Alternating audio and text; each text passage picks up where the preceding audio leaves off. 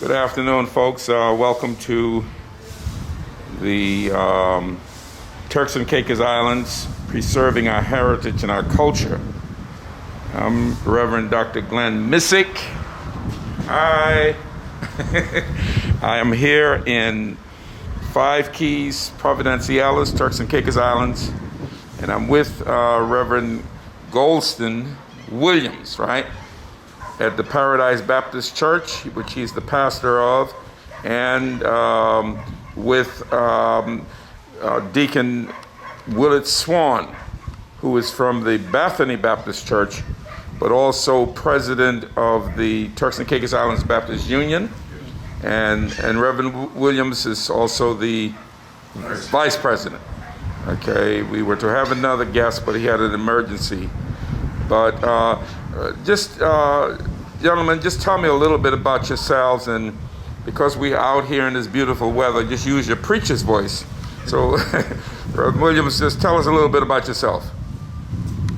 I am from North Caicos. That's where I was. Now, what part of North Caicos? When I was growing up, people say Bottle Creek or Q or whatever. Everybody, they say North Caicos. So. Yes, let me clear that. Okay. Really, when I was a little boy, we didn't have such thing as North Caicos. That's right. And Providenciales, we know. Blue Hills. Yes. But I am from Bottle Creek, to be exact. Okay. In North Caicos. That's where I grew up, and that's where I went to school. I grew up with my parents. My daddy was a deacon in the Baptist church. Mm-hmm. My daddy was a deacon in the Baptist church. Okay. And his father was a deacon as well. Mm-hmm. So I came through a whole long line of What was your father's name? My father's name was Samuel Williams. Okay.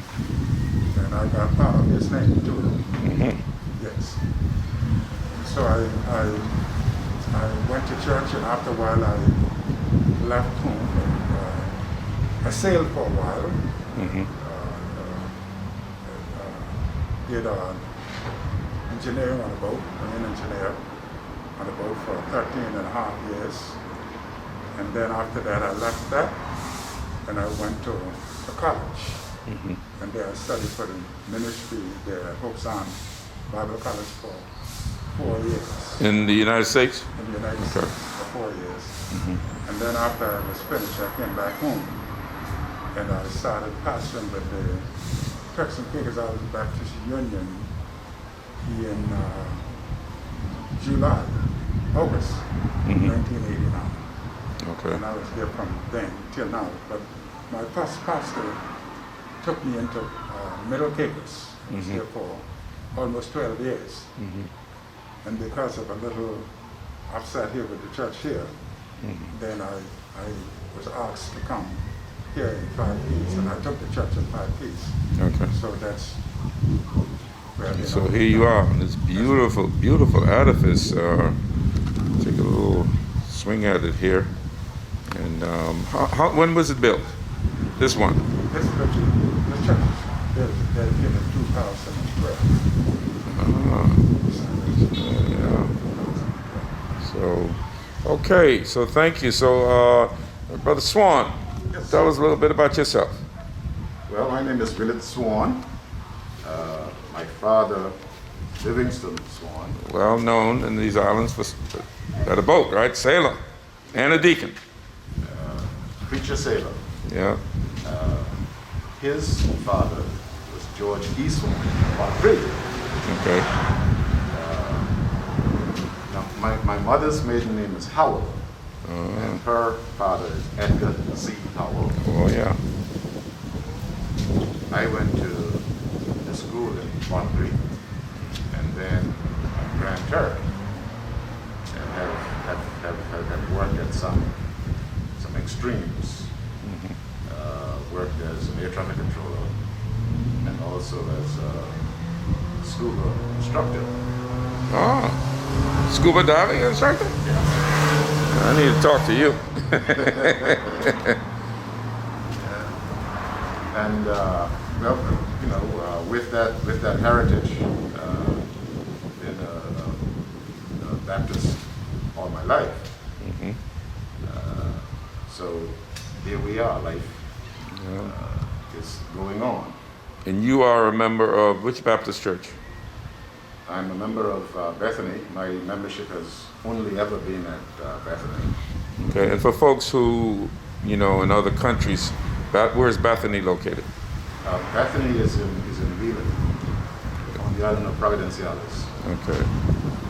Closer to the Blue Hills. Yes, on Providenciales. Well, if you went back, say 1800, 1910, back that far, the name of this island was Providence Key. And then it changed to Blue Hills. That's right. That's how I knew it growing up. It changed to Blue Hill. It was only in the 1970s that the name Providenciales began to be used. And now it's very popular, and that's the name you get. Providenciales. Some people shorten it to Provo. Yeah. Sort of like a lot of people don't know that Nassau is New Providence. Yeah. They never use those names. New Providence is New Providence is the island. Nassau is the city. And so let me join you guys a little bit, and we're gonna hopefully we can get you in here and get me in here, right? So what we want to talk about today is the genesis of the Baptist Church in the Turks and Caicos Islands. Tell us, what is the Baptist Church and how did it get started? Well, I'm testing you all on polity now. Yeah. I don't know. Let me say this. We had a Baptist church in the Turks and Caicos Islands during the time of slavery, which means that it had to have been a slave church. Okay. Now, what we know about planted by the British? Was it the British? There's an interesting history about that. So no, I don't think it was the British. I think the British came in later. Okay. Right? I think we were doing our thing, and of course you would see how a church would be persecuted for teaching slaves religious stuff.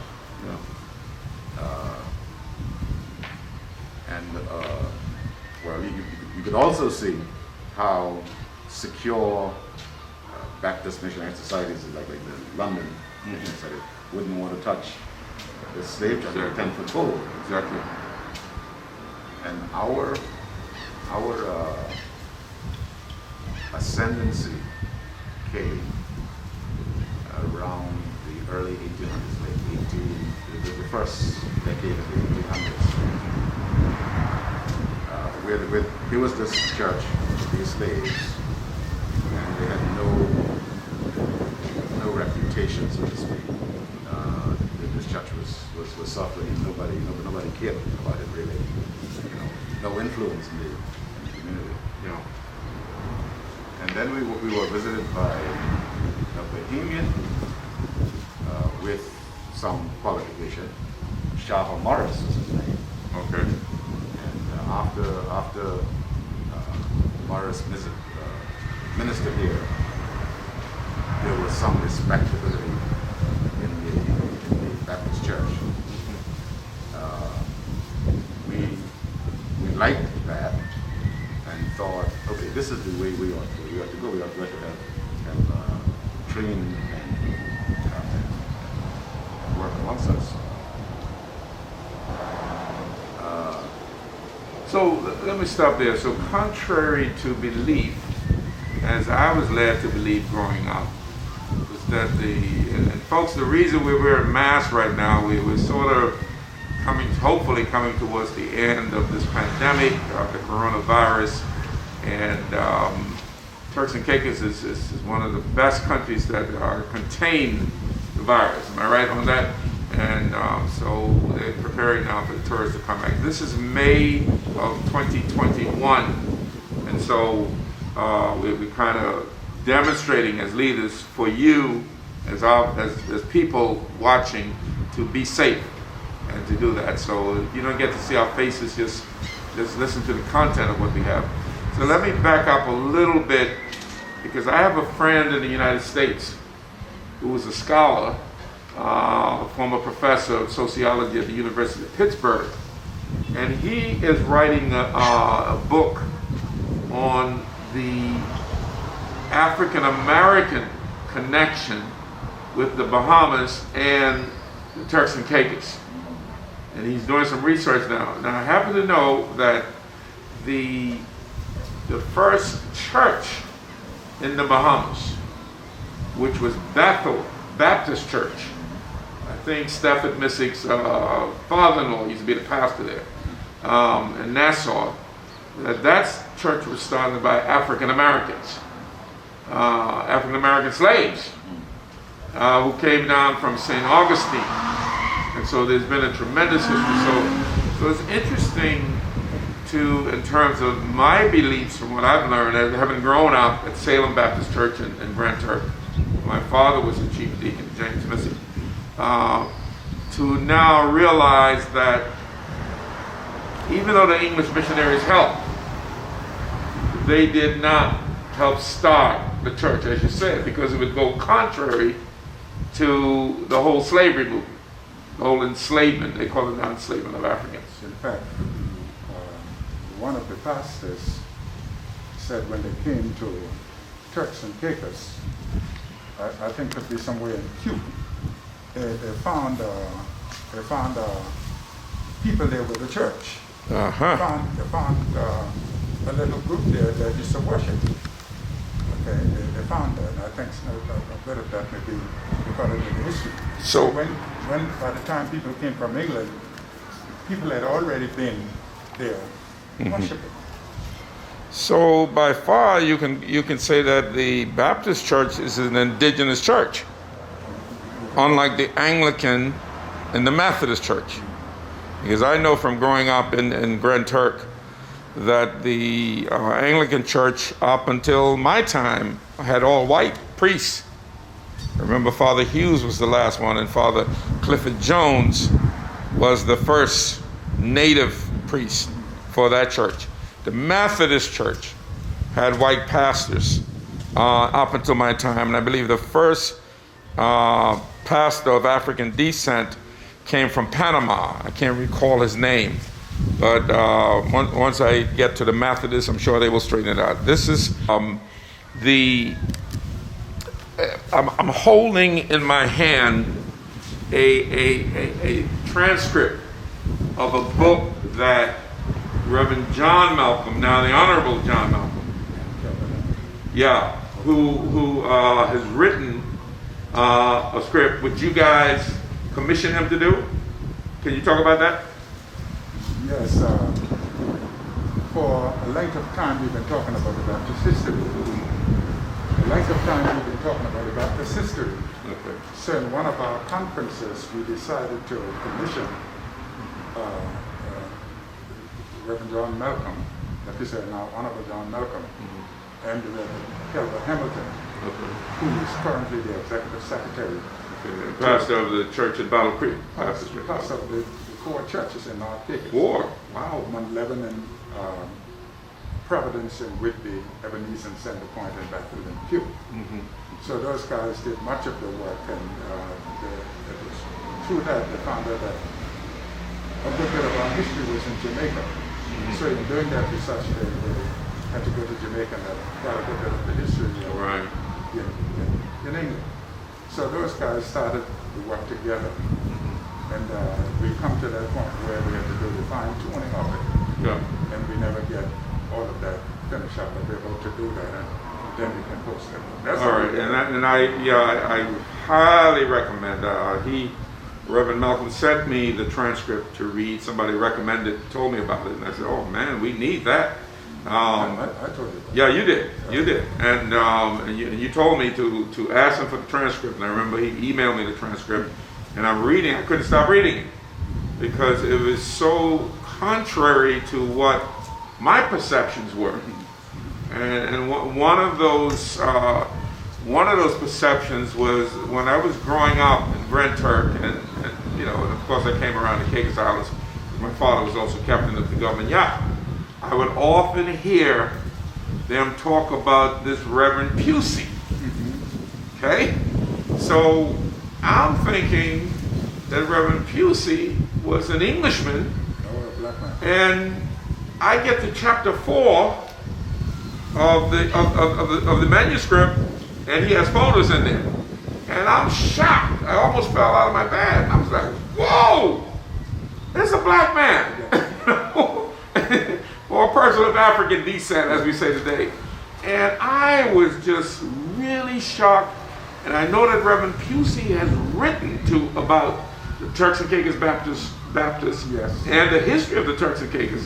I live in New York, and I went one time to do some research. I went online to try to find it. They say there are only rare copies left of his book, or his books. And so I went to the public library, and I had to sign up for it to go into this room where they wouldn't let you take it out of the room. It's highly protected. And I looked at it. But again, I was very shocked to see that.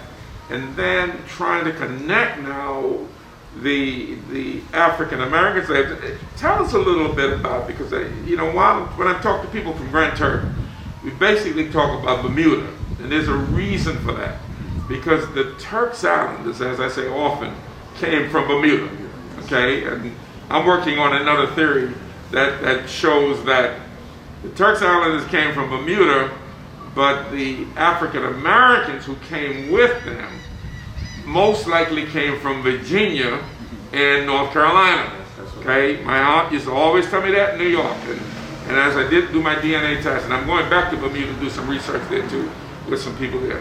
But the people from the Caicos Islands came down, as he put it, with the Loyalists, right, in 1820, actually in the late 1700s. Because when we say Loyalists, that means that they were loyal to England and fought against the Americans for their Revolutionary War. So tell us a little bit about that history, if you guys, Well, it is accepted that George Lyle, a slave, right on here, well, his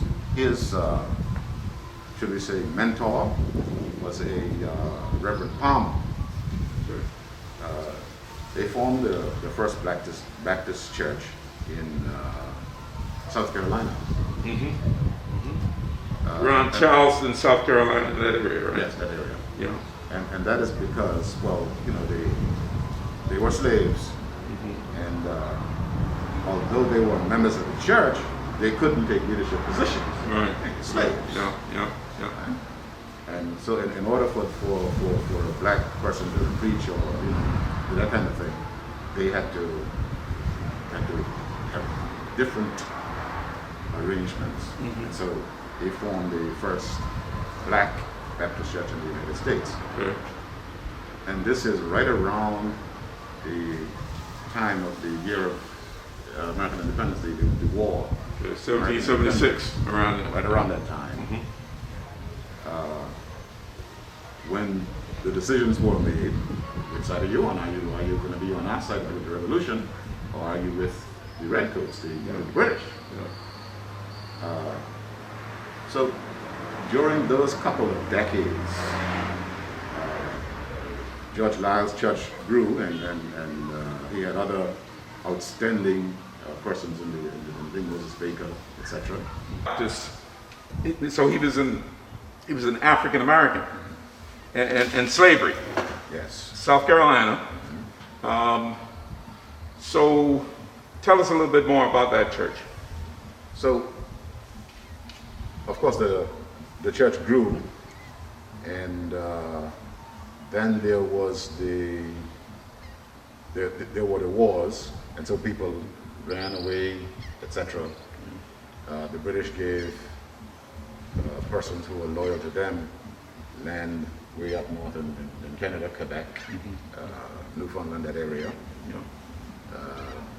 Some moved to Jamaica. And that's interesting because the scholar I'm talking about, Professor Larry Davis, he did some work for Canada on African Americans going to Canada, and he did a whole thing for British Columbia and Canada that has been published also.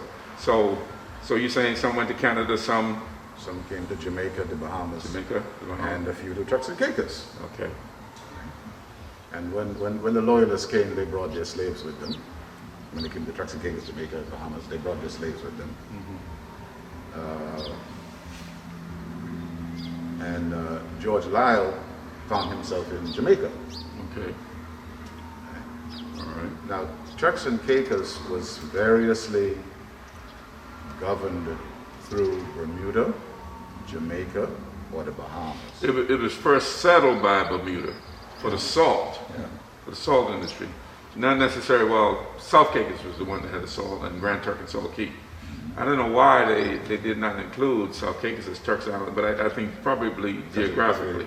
Yeah. But they produce more salt than sometimes the Grand Turk and Salt Key put together. But back to this, let's stay with the Baptists. So are you saying Mr. Lyle came, did he come here at all? I don't think he came himself, but he continued his work as an apostle in Jamaica. He became licensed in Jamaica, that's right. That's right. Church. And would that be East Queen Street Baptist Church? Or? I'm not sure which one was the first one. But he built a big church in Jamaica. And again, this is an African American. Yep. Slave. Slave, yeah. The ministry grew and spread. And his membership were all slaves. By the way, the new word now is enslaved African people. Because these millennials, man, they're coming up. Because what they're saying is that just about every tribe and every race have been slaves at some point. So I kind of resent it sometimes when people of European descent come to me and say, oh, you all were slaves. Well, when I read my Bible, where were the Jewish people? Slaves so many times, right? Egypt, Babylon, and all that. So yeah, the new name, there's something that they're working on in the United States called, I think it's called 1619 Project, showing that people, enslaved African people, were in the United States even before the Mayflower. Yep. And I think just a while ago, Senator McConnell in the House saying that, that's not significant. That's not significant as significant as the Mayflower. And they're going after him on that one. But let's come back to Turks and Caicos. Okay, so we were influenced by Jamaica. So George Lyle's work got here that way. I don't think he came himself. Yeah. So even back then, I thought the Bahamas had us first. And then, but we went straight to Jamaica. That's where Reverend Pusey came from, Jamaica, right? Right. Now this is 100 years later. Reverend Pusey is 100 years later. 100 years. Let's stay with let's work our way out. That's right. He was. Yeah. So of course, Pusey I think was 1880. Pusey 1880 through. He served for 30 years here. Yeah. So there we are. We're struggling with these churches being influenced by Jamaica and from Morris in the Bahamas, etc. As loud as you can. So during this time, the abolition movement is going on in the United States. In the United States, in England. In England. Remember, it started in the Caribbean first. The abolition movement is going on in all three of these centers, And after this movement have been going on for so long, 50 years or so, then the British Missionary Society, then they were ready now to send missionaries to the Caribbean to help. So they started. Was that movement started by Wilberforce? I think he was British. Wilberforce was more a politician than a. Well, he wasn't a preacher. He wasn't he was Baptist, though, right? I think he was more politician than preacher. But he was a preacher too, right? I think Yeah. Wilberforce and I thought- Baxter or somebody like that. Thomas Howell Boston was actually the member of Commons Yeah. Okay, I got you. So he helped push through the legislation in the Commons. for yes. the Abolition of slavery. Okay, so this is so 1807 thereabout. The British passed a law that you have to stop. You couldn't trade in slaves anymore. So 1807. 1807. Okay. There are no more slaves on the ships coming across from Africa. Okay. Legal slaves. Yeah. Right. Have you heard it say? Enslaved African people. Right. Okay. And then of course the preachers in the West, in the Baptist churches, Methodist churches, they sent their pastors to London to fight alongside Wilberforce in Boston. Okay. And eventually in 1833, they got the Emancipation Ordinance passed. Okay. And Boston finally got it through the British. The British. Yeah. And what that did, in 1833, that law, which would come into effect on 1 August 1834, made every enslaved African person under the age of 6 free immediately. Under the age of 6. Under the age of 6. How cruel can you get? My Lord. Right? Okay. The others needed to work for 6 more years for their freedom. So they were scheduled to be free in 1840. But of course, nobody settled for that. People continued to push. Thus, the full emancipation came for everybody in 1838, on 1 August 1838. That is very interesting, because I've been telling my African American brothers and sisters, and my wife who's African American, that we were, the enslaved African people were set free in 1834. What you're saying was only children below the age of 6. Under the age of 6. You said that's cruel, right? Imagine what kind of freedom that is, I think about it this way. When I was 6, my sister, she was the child following me. She was 1. It's Kate? Yeah. When I was 6, Kate was 1. Okay. And, okay, mommy and daddy, everybody older than me, they're still slaves, but me and Kate, we can go our separate ways. We're free. Where are we gonna go? I mean, people Still enslaved. I see why a lot of people don't like to talk about slavery, because, I mean, that's beyond cruelty. I mean, why even set them free? They should have been freed in the first place. You tell me that, so all along, the premise then is that these 6-year-old children were slaves. Yes. They were not free. They were picking cotton just like their parents. My. Picking cotton, whatever Whatever it is that they have to do. that they could do, yeah. Wow. Keep going.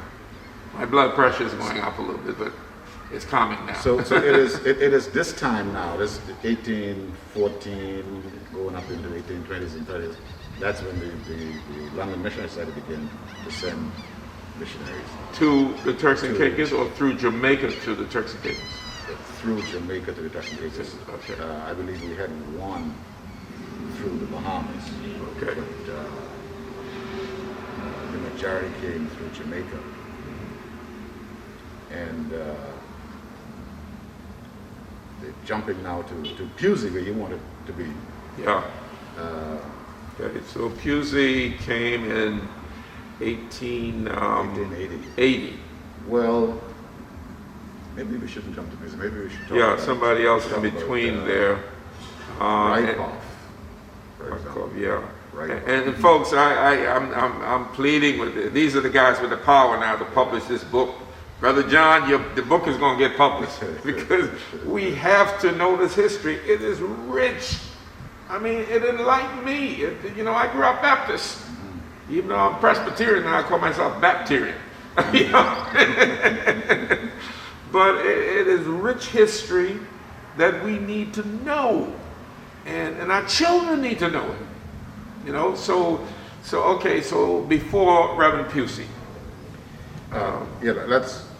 There was a period where the Turks and Caicos Islands was, I don't know what kind of system of government it was, but we had a president. Oh yeah, President Ford, and we had about 2 or 3 presidents.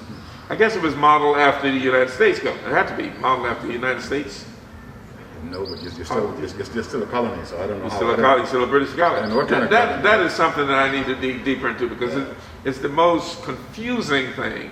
Why would they go to a president when the United States fought against the British and did not use their system, did not use their parliamentary system? They use a legislative system, which by the way, is based on the Presbyterian system. The Presbyterian Church or the Reformed Church, where you have the checks and balances. So that's why you have the judiciary, the legislative, and the executive branch of government. In the Presbyterian Church, in our polity, we have the General Assembly in the Presbyterian Church USA. We have regional synods, and we have the presbytery, and the local church is governed by the session. So you have those checks and balances there. But back to we're trying to figure out the entrance of the Baptists into let me not confuse people too much too. At that time too, you had the war going on, the fighting going on for the Turks and Caicos by Bermuda and the Bahamas, right? Yes. Yeah, and I mean because at one point I believe the presidency came. How did that happen now? We were with the Bahamas before the presidency, and then after the presidency we were with Bermuda. Yeah. But they changed those three. Jamaica, Bermuda, and the Bahamas. They changed. Okay. So we need somebody to do some more research on how that presidency popped into a parliamentary system, or could it be, as some of the reading I've done, that England didn't care much about Turks and Caicos? You read Dr. Mill's book on the history of Turks and Caicos? Yes. Yeah, I read yes. He points that out, and we will get back more into that. And we're thinking again about writing an anthology of the Turks and Caicos. So hopefully we can bring that more out too, in that. So, but so just to move a little faster because I went to that period, the 1840s, early 1850s. I went to that period because I wanted to bring up Rykoff. If you read the history on Rykoff, what his beef was with the president, it will sound as though you're reading today's newspaper. Okay. And Rykoff was the Baptist minister. Baptist minister. At the time. Okay. But he got in politics. Yeah. Oh, he got into politics. Okay. I think probably. Okay. All right. Well, sounds like listen, we have no problem in the United States getting into politics. Baptist ministers, pastors, But so he didn't have a seat in. his ministry is people. okay. So politics is about people. Exactly. I tell people say in the church, we don't like politics, and we don't like politics. I say, you got more politics in the church, man. When I got to deal with my board, I'm like, oh my Lord, But anyway, Reverend Rykoff. Rycroft. Rycroft. Rycroft, I believe it's. And he was not a member of the House of Assembly, whatever they called it back then? That's what I'm thinking, that he was a member of the House of Assembly. Okay. And he and the president had some kind of... The president wouldn't let him take his seat. Yeah. Okay. And I think... Now, this is a white man or a black man? White man. These He's a white man. British. Okay, so, all right. But the issue was importing labor to Turks Caicos. You know, Okay. it's today's issue. Sounds like today, right? It's today's issue. That was the issue. Nothing's changed. The president wanted to import labor, and Rycroft was against importing labor to Turks Caicos. So that's late 1840s. Okay. And then 1880. Comes I right. believe the Missionary Society, the British Missionary Society were beginning to lose interest. This thing ain't going the way they thought it would go. Yeah. Right?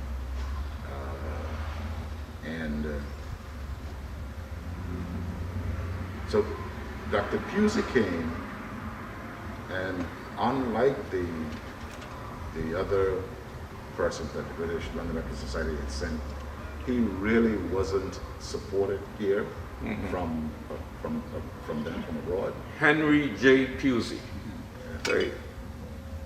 Stayed there from 1880 to 1910. We were talking earlier about the book, the Henry Pusey, Yeah. 1962. Right? I got another dream for a boat. This time somewhere between 80 or 100 foot, maybe. Whoa. And that can get us from, That's a big boat. yeah, that can get us from Providence Hills to Grand Junction in 2 hours. Wow. Right? That's a ferry boat. Right? That's my dream. Okay. Called the Glenn L. Walters. Okay. His family would be delighted. Because when I read the history, he impressed me. The guy came here at age 26. Yeah. Yeah. What? Here I am, almost 70. I haven't done anything yet. Yeah. Right? At age 26. 26. Yeah, but those guys had a kind of energy behind them, because you take Stokes and Clemenson. Those guys Stokes were- was 24 when he came. Yeah. Yeah. And Clemenson, those guys weren't. At first, when you said one pastor, but then after when Stokes came, it was Stokes and Clemenson. Yeah, Clemenson, right. Yeah, Clemenson, it was the first time they had a second pastor. Yes. That, First time they had a second pastor, when both of them was just Stokes and Grantor, Clemenson and South Caicos, yeah. And But still, Stokes did the rounds too, or around there. Yeah, each one of them had so many churches, okay? Okay, yeah. Clemenson had, Stokes had Grantor, Saul P, and then he had, Providence, I guess. then he had Centerpoint Okay. and all the Providence areas. Okay. Blue Hills at that time. Yeah, so one of them had 7 and the other one had 6. Oh, so they split it up, yeah. Yeah, Which made the load but much lighter. there were times, not many, because they were traveling by sailboat, right? Right, yeah. But there were times when both of them came. Oh, Because I okay. remember one time both of them visited. Wow. They was on level. Together, yeah. That must have been some good preaching there. So after Walters, you Yes. had... After Walters, I don't remember. Maybe I Riney. remember Reverend Riney, Reverend Leo Riney. Yeah. Reverend Leo Riney. After the Reverend Leo Riney, you Perhaps had Reverend Moncrief. Moncrief. And after Moncrief, Leo Riney, are you right? I believe. Leo. R. Riney, his other brother, was head of the Baptist Union in Jamaica. He was the pastor at East Queen Street Baptist Church. And the reason I know that is because when Stokes, in 1962, when Stokes preached a sermon, when they were installing Stokes, he came over. And I remember when I went up, gave my life to the Lord, and told my father that I want to be a minister. And I remember my father consulting with Reverend R. Riney, they call it. R. Yeah. And he said, send him to Calabar. That's the start, you know, sent him to the Calabar High School, the boarding school then. And then he could just slip right over to the college, to the Calabar Seminary, which is right on the same campus there. So it's, yeah, you had two, but he did not pastor here. He pastored in Jamaica. Okay, I thought. But it was We Leo. had a Riney. Leo, We did Reverend have a Leo Riney. Riney. I remember now, kind of a round, red guy. And after him was Reverend Moncrief. I believe Walters came back. So Walters did come back, Walters' yeah. first thing was in, well, he was here for 45 hurricane. Right, His first, I believe he got here in 42, just after his brother-in-law died. yeah. And he stayed around. He was here for the hurricane. Yeah, And, that's and right. That impressed me. Yeah. Right? He stayed through the hurricane and So, continued working. what was that, 45? 1945. But in 45, when they really rebuilt the church, and it really did damage. So, yes, he did, Reverend Malcolm did note that he came back twice. Yeah. So then there was, I believe there was Riney and perhaps somebody else. Moncrief. Walt? No. Moncrief came in the late 50s. Cause Yeah, he did. He was here he was my pastor Okay. when I was a baby. I was christened by Chris and Moncrief. you, yeah. So you're saying that in between Walters came, then Riney came, then Walters came back. No, I believe there's somebody else before else. Moncrief. But there's a guy, I can't remember his name right now, but I know not long ago he had one or two of his children visited the North. That is a guy that they didn't like too much. That's the guy that people said that no. trying to sell the church. So no wonder we don't know much about I it, can't yeah. remember his name. Yeah, You know, they- church folks have a funny way, man.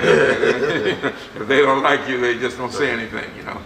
So after Moncrief, I believe that's when Stokes. Walters came back again. Walters came back, okay, Because Walters was here for both hurricanes, 1945 in 1960. and 1960. Donna, Hurricane Donna, which did a job on Bottle Creek. I went down there. Yeah, so Walters impressed me. That's why the boat's named Yeah, Walters. right? that'll be great. Yeah. We can get in touch with his family in Jamaica if you guys want to do that. And so then Stokes came, and again, you know, I believe just before Stokes or while Stokes, he probably went on vacation or something. He went somewhere. And this guy came. This guy, Wedderburn. And Wedderburn It's a missionary guy. Wedderburn was the person. I think he was only here for like 6 months. okay, yeah, I kind of remember it a little bit. Yeah. And he was the person who recommended 2 ministers. And then he had Stokes and Clemens. Oh, okay. So, I mean, the reason Stokes impressed me so much because they were young. They were young couple, and his wife Blossom, who I'm told was just here a couple of weeks ago. You know, two sons are here, the original Jamaican bobsled. You know, Tel was actually born here. Her first son was born here. He was named after Reverend Telman Sands, and that's all. And so I'm in touch with Chris Stokes. And Chris is you know, is a tremendous businessman here. Owns the Western Unions and the MoneyGram and all that.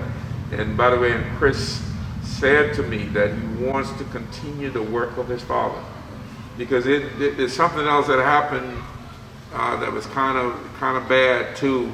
That a missionary came over here named David Lawrence. Yeah, I know David. Okay, right, and he died Bottle Creek. down in Bottle Creek, of what was it, bad water or something like that. Something happened that he, you know, that it was either the water or he had something, or they couldn't get him to the doctor or something like that. Appendicitis. That's Appendicitis, yes, and they did not have. We only had one doctor. We here. didn't have the speed to get him. Yeah, the speed to get him there. You know, we only had one doctor in Grand Turk, and so they named, and I hope that they continue to build up that center in Bottle Creek, named after him. We need to have archival stuff, you know, and remember, because you know, as the Bible says, there came a people who did not know Joseph. Yeah. You know, and that's how the Jews became enslaved in Egypt. And so we need to continue our history. And like I said, my documentary, Preserving Our Heritage and History, and I'm talking to you guys as the Baptist Church, I will talk to the Anglicans, I will talk to others. And I think if we put our heads together, you know, looking back, like I don't know if you're familiar with the African Sankofa bird. It's a bird that flies forward, but its head is looking back while it's flying forward. It keeps looking back to, so we need to look. What I'm doing is looking back at our past. It's a little complicated, but it's important if it is followed. Again, I'm really pushing this book. If the tourists will buy this book I'm telling you, man, people who come, those tourists that come here, they don't want to hear nothing about America. That's why I'm going to do something with Smokey's son, or the food, Nikki, about native food. They want to eat, man. They don't want to eat no McDonald's and stuff like that. They want to know what is the native food, what is stuff, yeah. A people without a history is a people without a future. Of course. I'm hoping that, and I have a lot of people out there in our Turks and Caicos diaspora who want to help. Everybody think that we coming down here wanting something. We not that we want something, we want to give back because we feel like a homeless people. We don't have, how do we connect? America is made up of immigrants. So when I tell people I'm going home, now luckily I was born here in Turks and Caicos, but I've been away for a while, but people know me and I come in. When I say like Turks and Caicos, they want to see how we do it. Exactly. And that's what I keep driving at. And if tourism is our main industry, our culture got to be. It has to be up front, man. Got to be in there. Got to be up front. I seem to drive that. That's why I did that book with so much tears in my eyes. I didn't get it. That boat should be, and that replica you have, and I'll flip it on here, should be in a museum. You know what I was telling somebody, I said with the Minister of Tourism, and I was telling her, I said, you all need to do something about the airport. Because I just left the airport and came down to Charlotte, North Carolina. Man, walking through the airport is like walking through a shopping mall. You don't have to go that far. Go to West Palm Beach. Beautiful airport. Beautiful, it makes you feel, if you have to wait for a plane, there are places you can sit, you can shop, you can do all of that. So we need, and then what the airports have, the point I'm trying to get at, we can have archival room right there in that airport where all those tourists coming in, you have somebody just guiding them through, looking at the replica of the boat that you have, telling the history of our place. And I'm going to get a little controversial here, Carl and I, we kind of worked this out, that when somebody put up that the airport should be named after, one of the guys who helped settle here, and people start saying, oh, no. What did he offer? He got a lot of land, but he didn't do anything. He did not go through the pain and hurt. What's that Baptist song they call it? Must Jesus bear the cross alone and all the world go free? No, there's a cross for everyone. We are the bearers of the cross. We got nothing for it. A lot of people don't know.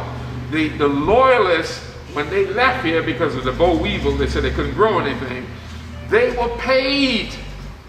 They were paid by the British. They were given, the dirty word that people don't want to hear, reparations. Okay? We never got anything. When I hear people argue here about crown land and all of that, I said, that's just mittens of what our people worked for, toil in the sun.